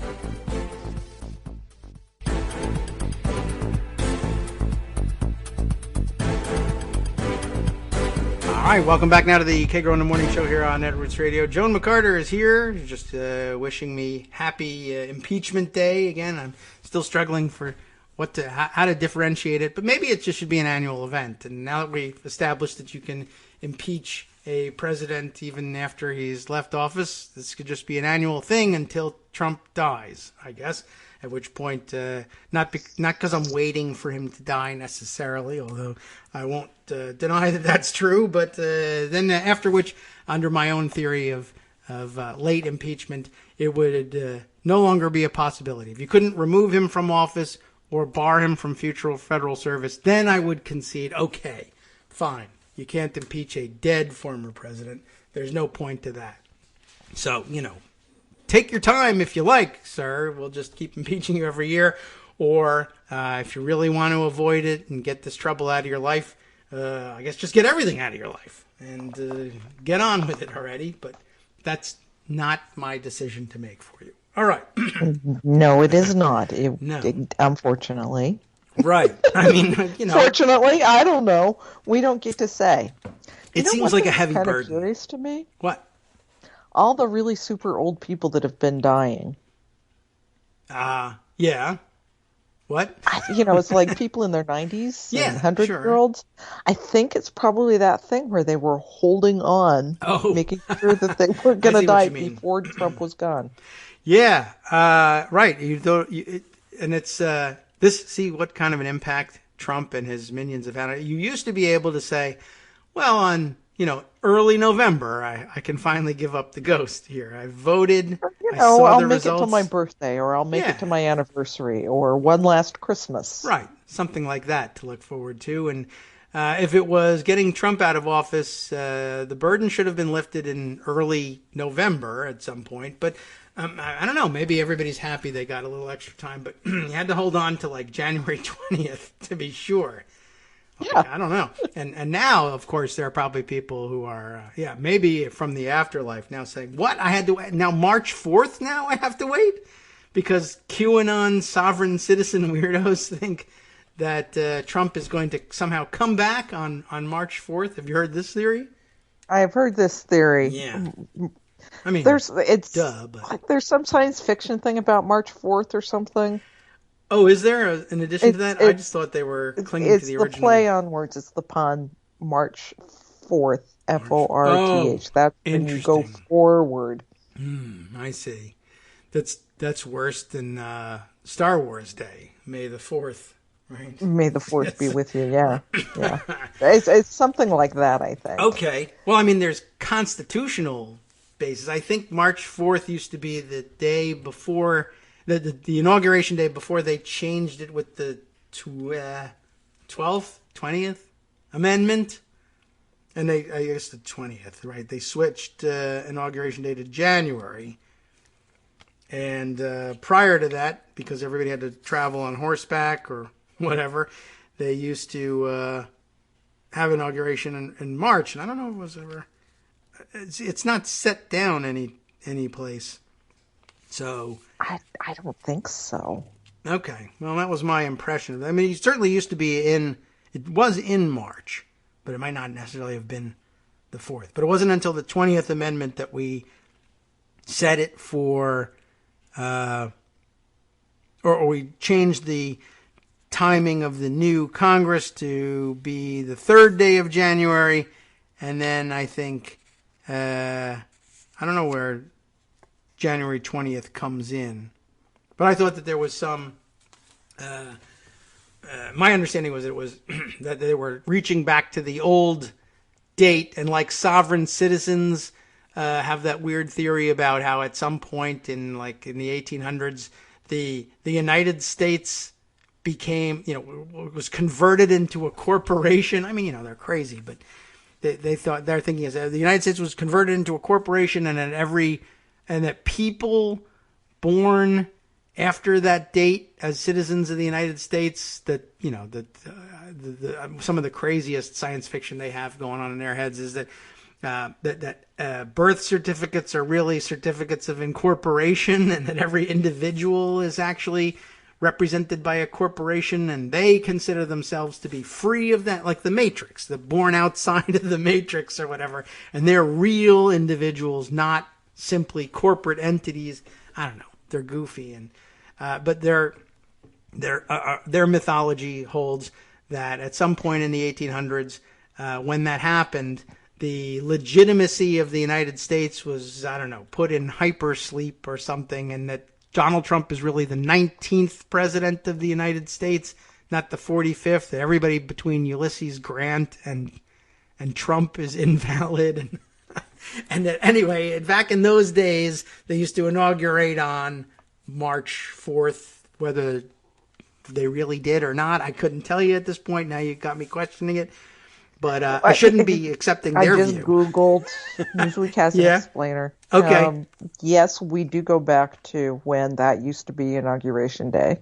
Okay, it was Inauguration But Day. other things. But yeah, I like your explanation. You know what?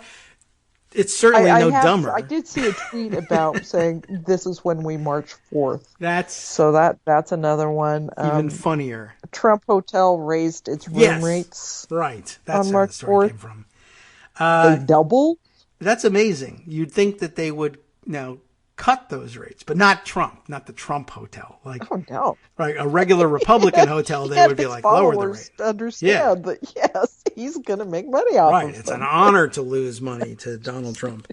Right, please take my money. Yeah, I think that's pretty amazing because I mean people are talking about it, and I just think in the context of opening the impeachment trial, I know it's a waste of time in terms of like evidence or whatever, but if you have a minute somewhere, you just say, this sounds like a dumb story, and it is a dumb story, but the fact that they are raising rates, that's very Trump, and two, nobody else is doing anything with rates on March 4th, and so that's weird.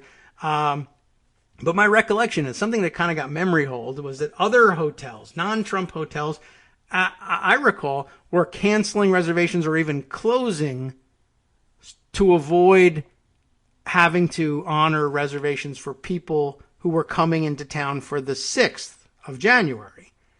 And I'm wondering why that's sort of memory hold, given that if we're now like, oh, well, there were intelligence agencies and even police organizations that were like, what? January 6th, there could be trouble? How did hotels say, you know what?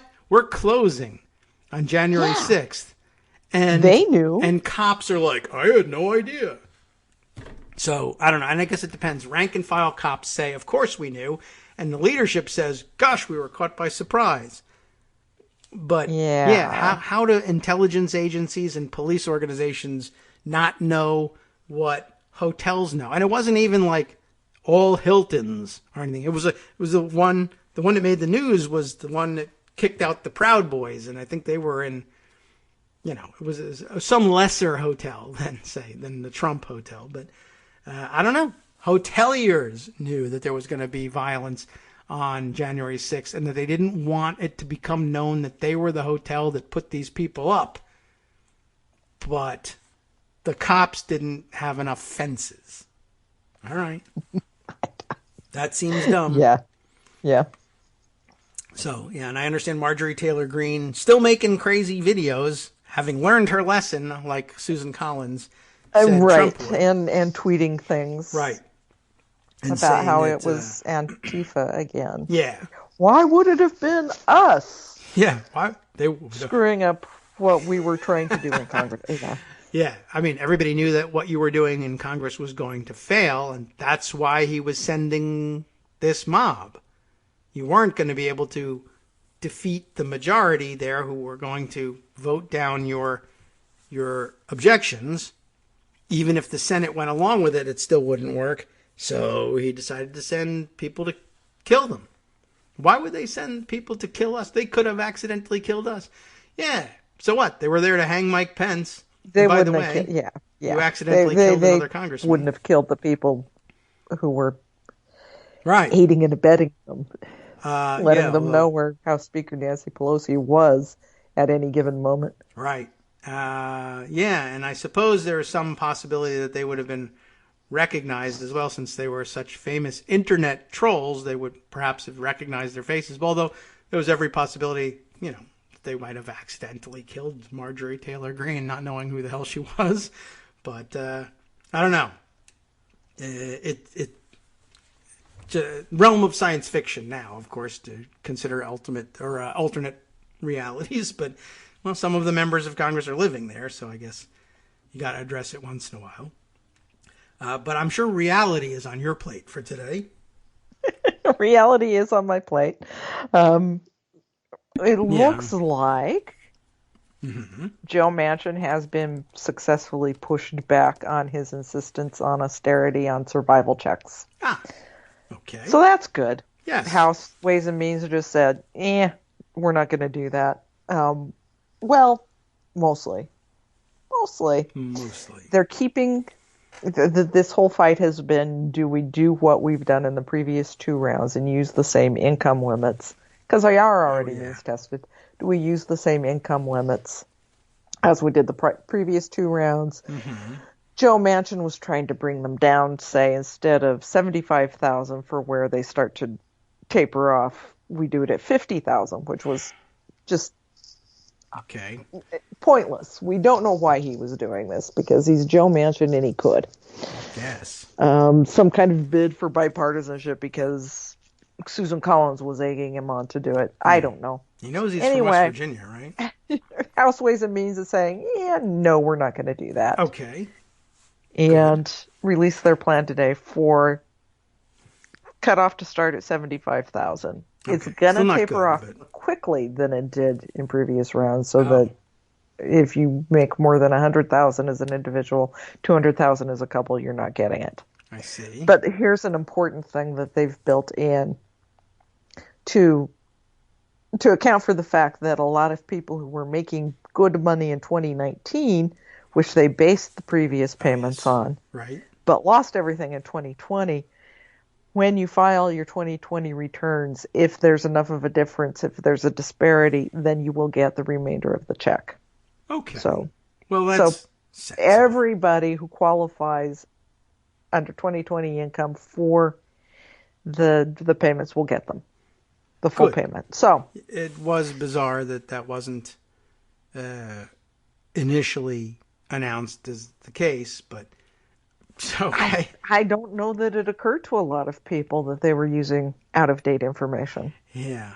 I guess the people who had great jobs in 2019 and were doing well maybe didn't have those great jobs in 2020. Yeah. I mean, that was the point of the relief, but I don't know what to tell you. I mean, I guess that the first round or two, anyway, that's all the tax info we've got was 2019 income, and we don't have any documentation of what has happened to you in 2020, but very shortly we will. So, okay, fine. I'm glad they finally got around to, but even when it was obvious that would be the case, soon we'll have the 2020 tax info, and then we'll be able to base it on that. They still didn't say, and when it comes in, we'll use it. We'll fix this for you, yeah. Yeah. I don't think that they're probably making it retroactive, which I would like them to do. But, they're building enough else into it that hopefully it still reaches a lot of people who need it. Yeah. All right. Well, like they said, I guess this brings us back to what Armando was saying about the impeachment. Lawyers love limiting principles. Totally different idea here, but here it's the same thing. Who's making the laws? They're mostly lawyers. They love limiting principles. Even Democrats say, we can't just give people money, and then if we find out they didn't need that money, tax it back. We have to be tight with it right up front, or else Republicans will say we're socialists. and if we just do it right, then when they say we're socialists, people will say, pish posh, another baseless accusation. I'll be voting Democrat. Thank you very much. People will be saying, oh, this is where I got my check. Thank you. Right. And it was just, the politics of it was just astounding to me that Trump would have sent more help than Biden. Or says he would. Really what Joe Manchin wanted to have happen? I really have no... I don't know what motivates him. Was he trying to get attention? Was he trying to set himself up as the Republican whisperer, that he and Susan Collins were going to control the Senate for the next 2 years, and he was trying to establish that territory? Possibly. Yeah, but, maybe get an agenda together, and then people would think you were a leader. Well, and don't do it with COVID relief, with survival checks. Yeah, right.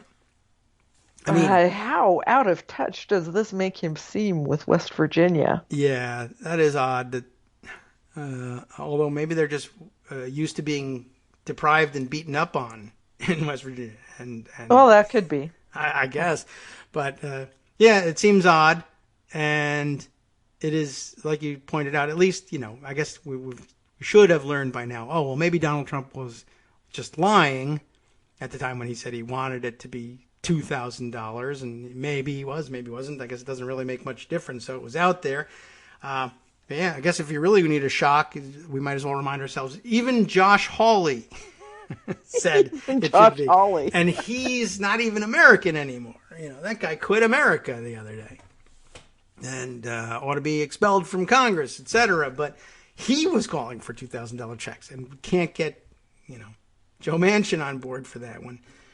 What are you going to do? But, maybe he was trolling too. It's certainly possible. We won't be taking his advice on anything else. So, whatever. All right. So, things moving forward. The budget work is done. It seemed like a rather painless budget consideration in Votorama. I didn't even notice, any significant, overnight work and fatigue and complaints about it. It just sort of passed pretty quickly. There were a few bad things that, in the final vote, Democrats erased.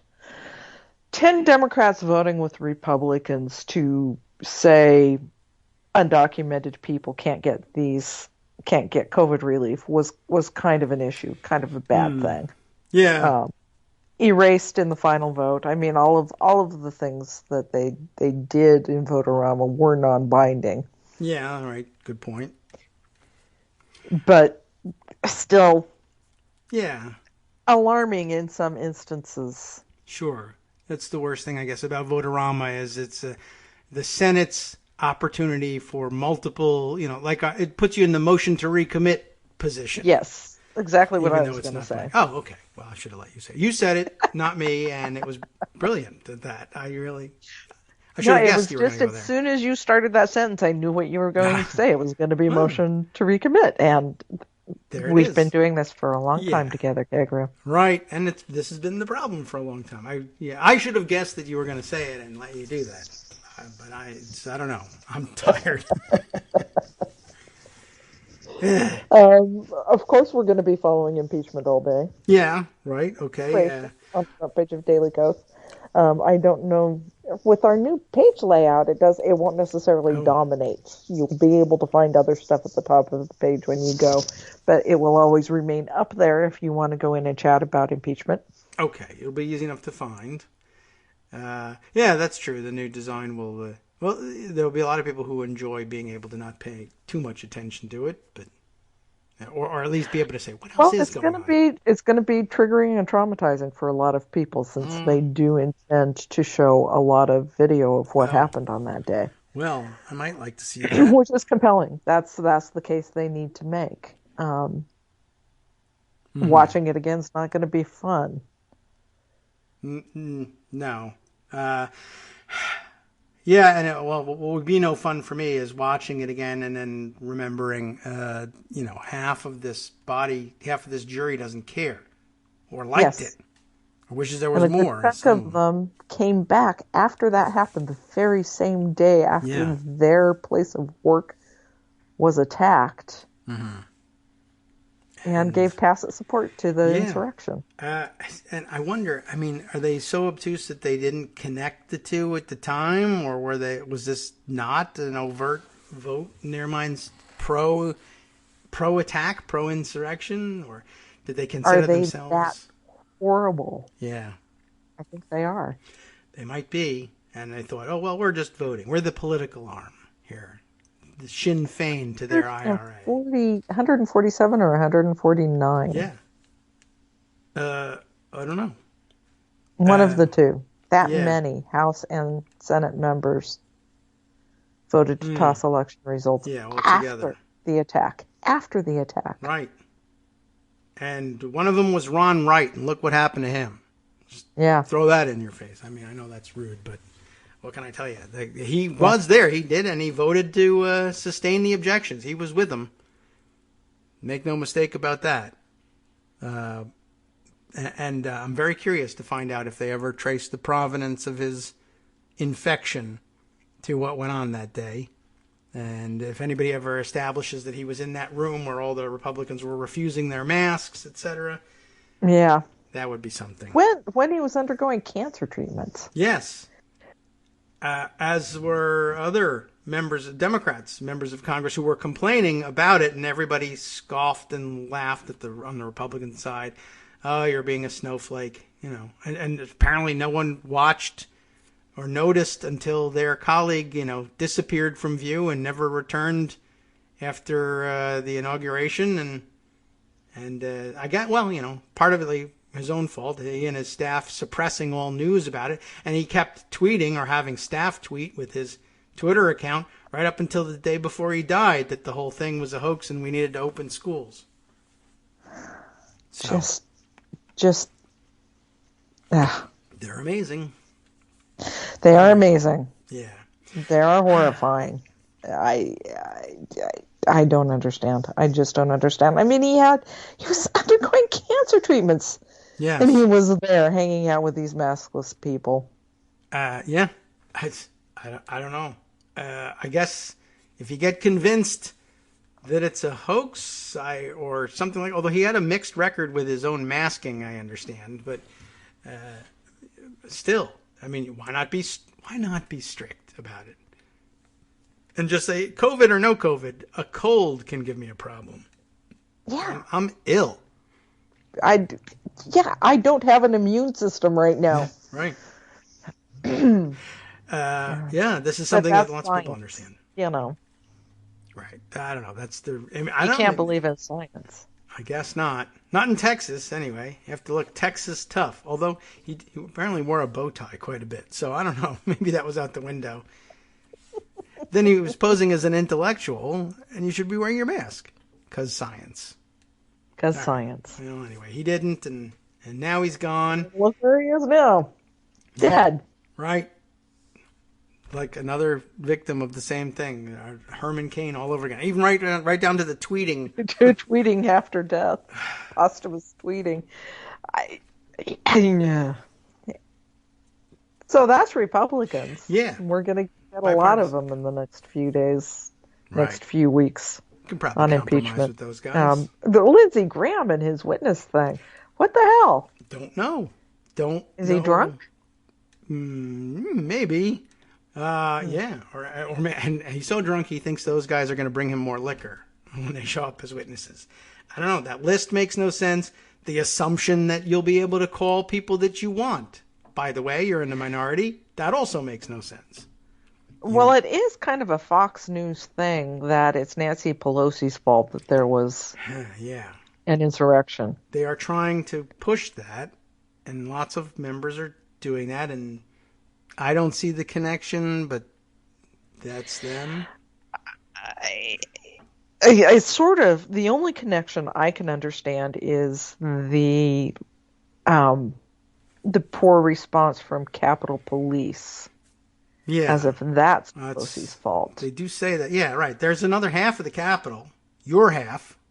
There's that, and why is that on Capitol Police did not start the insurrection. That's true, too. They could have been better prepared. If any of them worked part-time in a hotel, they might have heard, for instance, that there was going to be an attack and said something. But, I mean, I don't get the idea that... Nancy Pelosi, she was in charge of the Capitol Police. Well, she's not, but if she was, then you'll recall that Mitch McConnell was the majority leader. Remember, he hung on like way too long, pretending he was a majority leader and all that. And you guys would have been on any of the Capitol Police oversight boards as well. And I believe it was the Senate chamber first, the first one penetrated there by the insurrectionists. It took them a while to get into the House chamber. Mm-hmm. And but there weren't members in the Senate chamber when it happened. This is one. I don't know. Maybe it's one of the differences between Senate and House and how seriously they're taking it. I don't know. The senators had all been cleared. Yeah. There were members in the chamber in the House. Yes, and they were stuck there for a while. When they were pounding on the doors, when they were trying to break in. Mm-hmm. So. Yeah. Well, interesting. If I was conspiratorial minded, I would say, how did the Senate know it was coming? Huh? Well, the large mob outside would have told you. Yeah. The mob outside should have told you. That would have pretty been harrowing stuff. Yeah. That I would like to think that reliving it, having to see it again would make a difference. I don't think it will. But it will with the American public, I think, watching it again. Yeah. It could, certainly. I think they'll look at it and say, how are senators not taking this seriously? How are senators thinking this is okay? I hope. Yeah. I hope. I hope so, and maybe watching. We'll see what sort of camera angles they permit here. It might be interesting to watch senators reacting or not reacting, or photos maybe from. We're going to have to rely on court reporters, on congressional reporters for that. The only camera that was allowed in the previous impeachment was on the speaker, on the managers. Yeah. We'll see whether any other images emerge. It would be very interesting to see, for instance, who is if Senator Rich sleeping. Stays awake. Yes, there you go. That's right. Are you asleep? Are they reading their phones? Are they looking away? Are they rolling their eyes? I'd love to know that. So actually, it kind of reminds me of Nuremberg. We'll hear a lot from the reporters in the room if that's happening. I hope so. Keep your eyes open. I do too. And hope we hear those. As I recall, one of the more interesting and powerful things at like Nuremberg trials, how defendants sat, emotionless while everybody else in the courtroom was astonished, and it made a big difference. But we will see, and I don't know. All right, well, I think that's certainly the big item of the day, and still with no word. Probably the remainder of the week. We're still going to see a lot of work on the COVID relief package, and the House is doing a good job moving forward. I'm doing some other really great stuff that maybe we can talk about next week. Okay. Well, yes, hopefully, we'll have some more space in our lives at this point. Although if they wanted to stretch the trial out a little longer, I'd be okay with that, but still no word on their interest in doing that or moving it to committee and allowing this other work to go forward. But we'll be refocusing on that, and next week we'll have much more, prospective legislative work to discuss. So I Absolutely. Okay, excellent. Well, have a happy impeachment day yourself, and enjoy as much of the show as possible. And then as it turns more solemn, I guess we'll all relive that day. And, I don't know. We'll have to deal with it in our own ways. Thanks for coming by, though, and previewing things. And keeping you are most welcome. And we'll check in again next week when the world will have changed. Thanks, Joan. Take care. We'll talk to you then. And now, time for us to turn things over to Justice Putnam for the West Coast Cookbook and Speakeasy.